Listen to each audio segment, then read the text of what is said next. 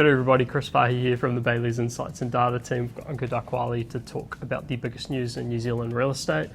So we'll just get straight into it. We're obviously at Bayleys HQ, which is kind of cool. So Ankur, over to you. Yeah, so first up, we've got some cool news for Bayleys. So Bayleys have actually acquired Safari Real Estate, which used to trade as Tommy's in the Hutt Valley.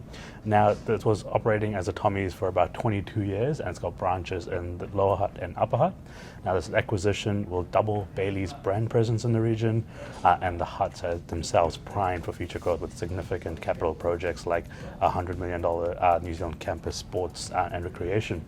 Yeah, that's exciting. Great work to the team there, and obviously welcome to the crew for coming over. Next up, the big news this week was, of course, the new planning framework being introduced to replace the Resource Management Act. So more specifically, the government introduced a couple of bills, being the Natural and Built Environment Bills and the Spatial Planning Bills to Parliament.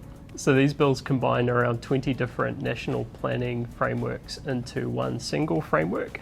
So pretty exciting in terms of simplifying the overall planning framework.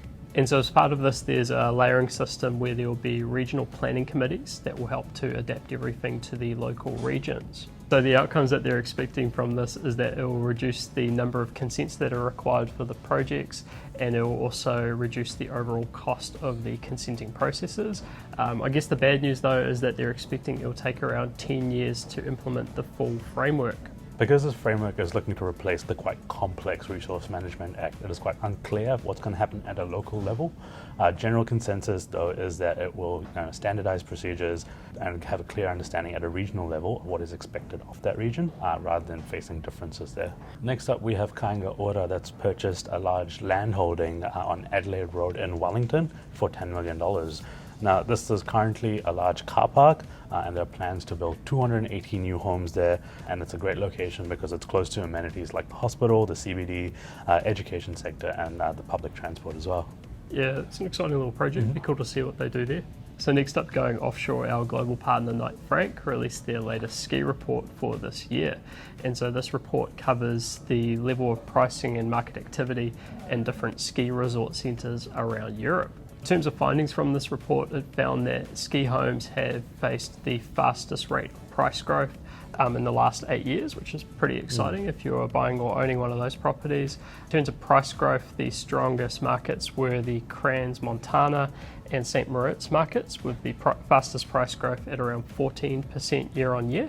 In terms of pricing, the most expensive ski resort properties are typically located in Switzerland, and pricing ranges anywhere from around 27,000 euros per square metre to around 38,000 euros. So some pretty high-end pricing there in terms of just their benchmarks. The Ski Sentiment Survey was also part of this report, and within this they look at what buyers are perceiving in the market. And so for this they found that buyers for European ski resort homes, around 50% of them are focusing on France for their next purchase, and 23% are focusing on Switzerland. Within it, it also highlighted an interesting currency play, which is that if you're buying from a US dollar denominated country at the moment, so like USA or some of the Middle Eastern countries, you can purchase at around a 15% discount just due to the recent movements in the currency. So yeah, pretty exciting if you're buying from the States.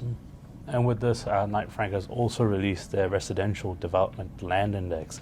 Now, this report looks at the residential development land in the UK, and it shows that greenfield land is down about 2.9% relative to the last quarter, but it is still up 4.9% year on year.